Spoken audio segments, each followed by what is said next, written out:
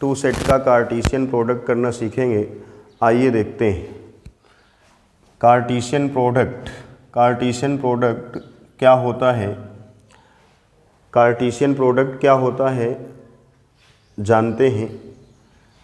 जैसे मैं इसकी डिफिनीशन पहले लिख रहा हूँ, फिर उसके बारे में बता रहा हूँ। डिफिनीशन होती है set of all ordered pairs A, B such that A belongs to A, B belongs to B। इसका मतलब ये है कि कह रहा है set of all ordered pairs, मतलब कार्टेशियन प्रोडक्ट क्या होता है, ऑर्डर्ड पेयर का सेट होता है। और वो कैसे सेट पेयर कैसे बनाए जाते हैं, वो इस प्रकार बनाए जाते हैं कि पहला एलिमेंट जो हो वो सेट ए का हो और दूसरा एलिमेंट जो हो वो बी का हो। तो इसीलिए इसकी डिफिनीशन में लिखा गया कि set of all ordered pairs a comma b such that a belongs to A, b belongs to B is called Cartesian product of set A and B is denoted by, या ऐसे लिख दो, it is denoted by A cross B। एक बार फिर से देखते हैं। Cartesian product होता क्या है, set of all ordered pairs, मतलब ऑर्डर्ड पेयरों का सेट। कार्टेशियन प्रोडक्ट क्या होता है, ऑर्डर्ड पेयरों का सेट होता है।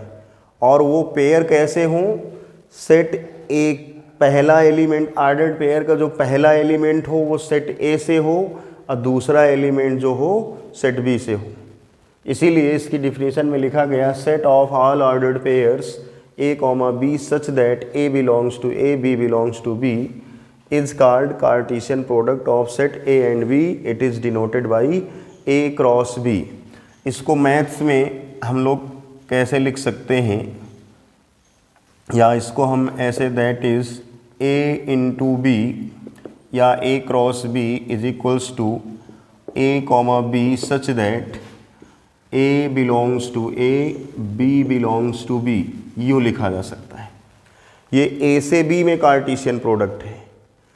अब ये डिफिनीशन, ये मैथ्स की डिफिनीशन, ये मैथ्स में है, ये वर्ड्स में है। तो मैं इसको भी अगर वर्ड्स में बदलें तो वही है। ये क्या है, सेट, ये आपका सेट है, set of all ordered pairs, set of. अब इसको देखिए मैथ्स में, उसको मैथ्स से मैं उसमें बता रहा हूँ।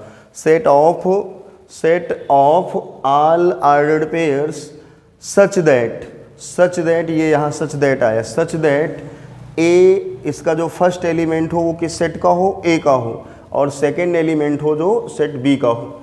इतनी बात समझ आई।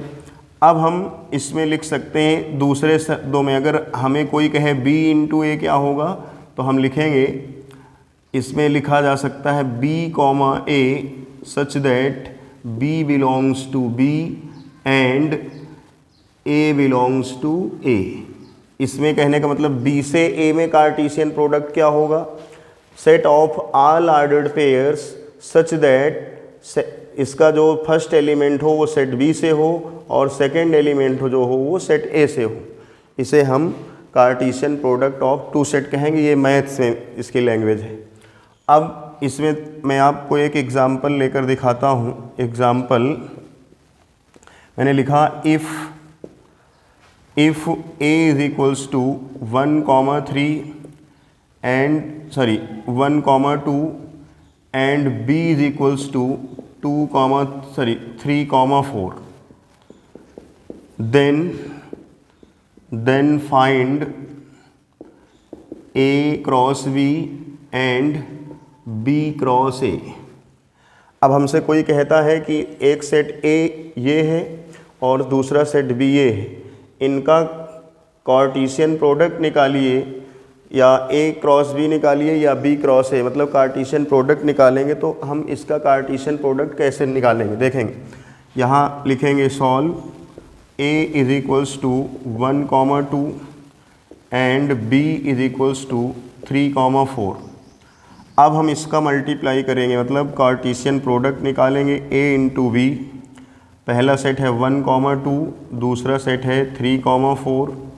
तो a into B is equals to, अब देखो कैसे पेयर डिफिनीशन के according, set of all ordered pairs such that a belongs to a, मतलब इस ऑर्डर्ड पेयर का जो पहला एलिमेंट हो सेट a का हो, दूसरा सेट b का हो। पेयर कैसे बनाना है, सेट a से फर्स्ट एलिमेंट, सेट b से सेकंड एलिमेंट का पेयर बनाना है। आइए देखते हैं।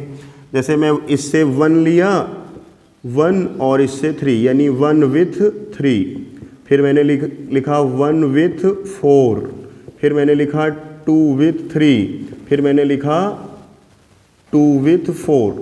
फिर से समझिए, मैंने लिखा 1 विथ 3, 1 विथ 4, फिर मैंने लिखा 2 विथ 3, 2 विथ 4। इसका कार्टीशियन प्रोडक्ट हो गया। अब इसके बाद देखिए, अगर हमसे कोई पूछता कि b इंटू ए में, तो पहले b वाला सेट लिखते 3,4। फिर अगर हमसे b टू a पूछा है तो a के एलिमेंट 1,2। अब हम इसका क्रॉस प्रोडक्ट करें तो b into A is equals to, जैसे मैं मल्टीप्लाई कर रहा हूँ, क्रॉस प्रोडक्ट निकाल रहा हूँ, तो 3 विथ 1 और 3 विथ 2।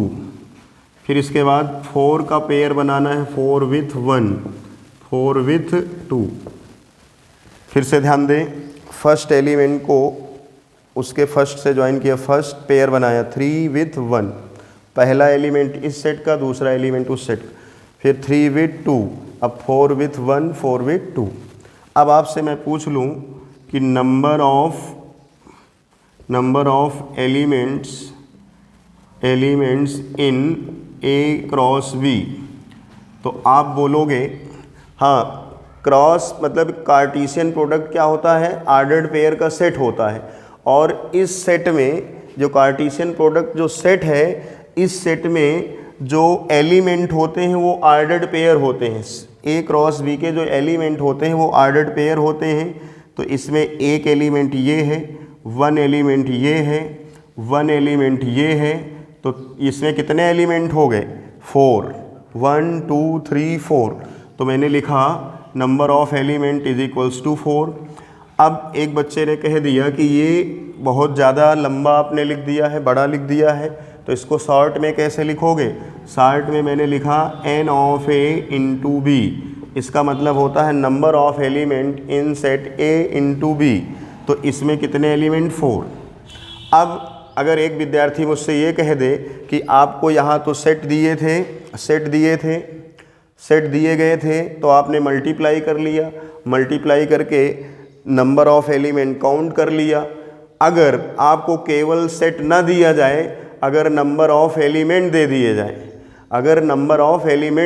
जाए, तो आप number of element in a cross b कैसे फाइंड करेंगे।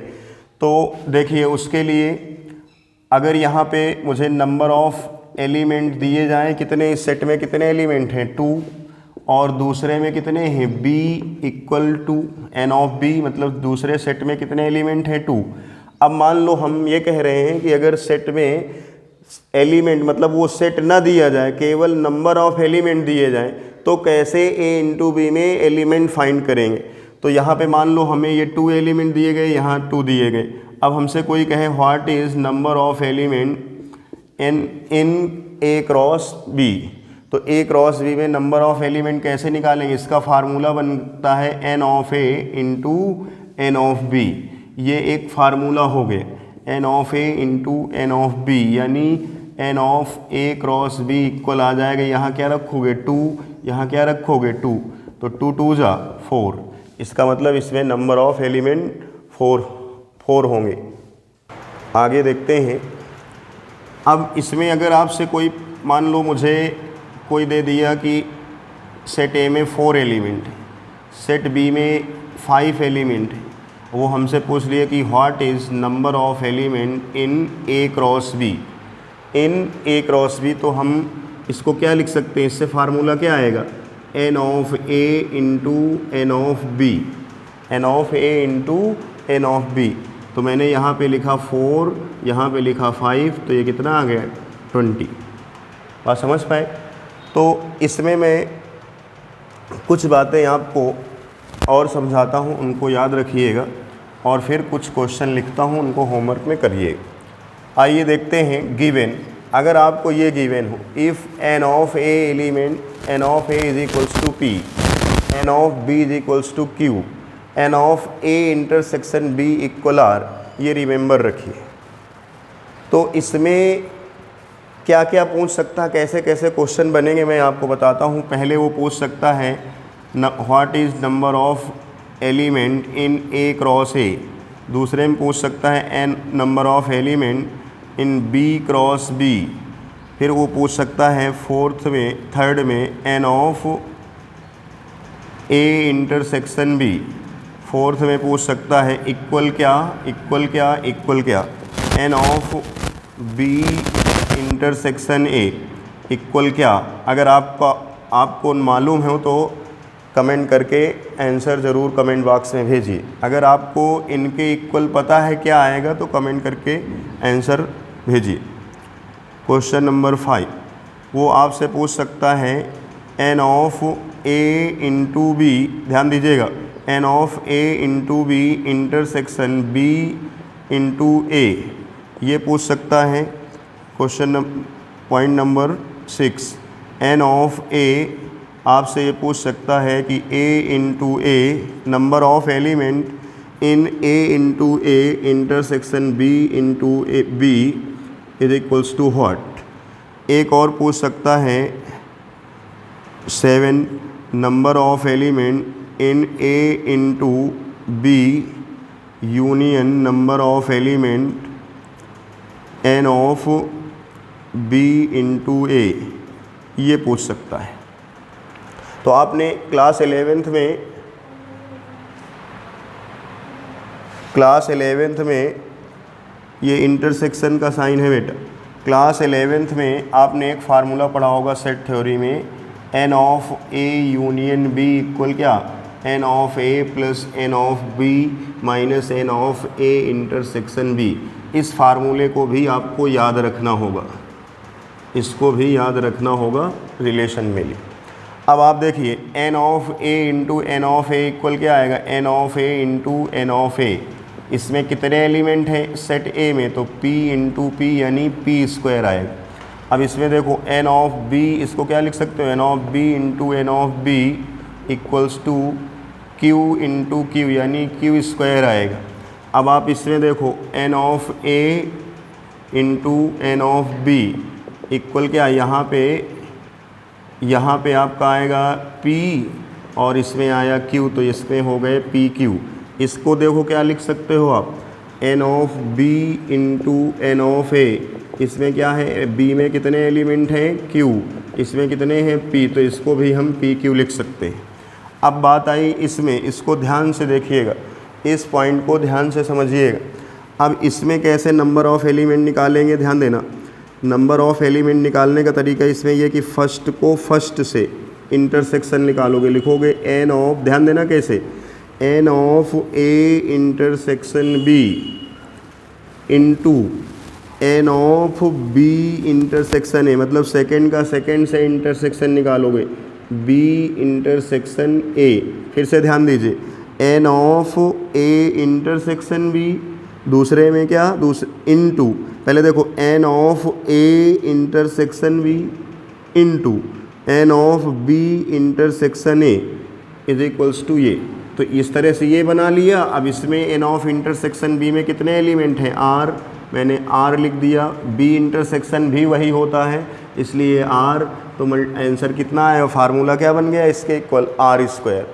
अब अगर आपसे कोई पूछ ले कि इसमें क्या है, तो इसमें भी वही position, n of A intersection B, n of A intersection B, ध्यान दो फर्स्ट का intersection into N of A intersection B, यहाँ पे ये आए तो यहाँ भी मैंने यहाँ आर रखा, यहाँ भी आर रखा, तो आंसर क्या आया आर स्क्वायर। अब इसको आप अगर इसमें बताना आंसर क्या आएगा, इसका आंसर क्या आएगा आप लोग बताइएगा कमेंट करके। अगर आपको नहीं आएगा तो मैं इसके अगले वाले वीडियो में ज़रूर समझाऊंगा कि इसका आंसर क्या आएगा। आप कमेंट करिएगा कि आया या नहीं आया, ठीक है।